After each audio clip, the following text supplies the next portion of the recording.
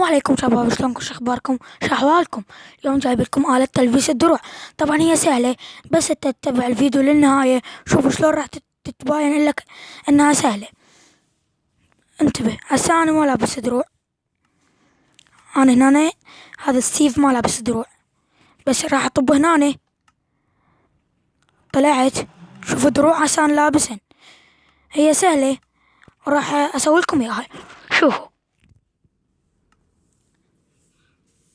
طبعا لازم تروح تحتاج من هاي الآلة.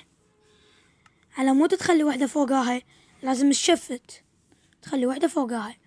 تسوي منها وحدة، منها اثنين العفو، أو منها اثنين. تخلي بنصهن هاي الحجر. تخلي من هنا لامب العفو، ريدستون لامب. تحط هنا ريدستون، تحط بالقاع من الريدستون. لازم توصل ريدستون اللي هنا توصل، لازم يصير هنا. والريدستون همين من هنا من نفس الجهة على نفس الطريقة هيج. زين، هسه هي ما صارت، بس صارت من ذيك الجهة. شو تسوي هسه من هنا؟ توصله من هنا، توصله هيج، توصل هاي الآلة. طبعا أنا ما أعرف اسمها لين جذي على ماينكرافت. توصلها لهنا، كملت الآلة. بس ما راح تنجح هاي عندكم، توصل للنص ينقطع. لازم تجيب ريبيتر من هنا، تكسر هاي، تخلي الريبيتر.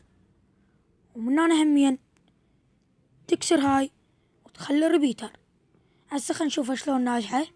نجحت. هسه ايش تحتاج الدروع. هنا تخلي الخوذة، هنا تشيست بليت، وهنا بنطلون، هنا البوت. هسه انا قدامكم ما لابس دروع، هذا ستيف بلا دروع. راح امشي، جيت، شوفوا مشيت. هسه لابس دروع.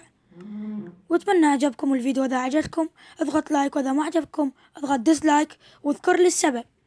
وشكرا.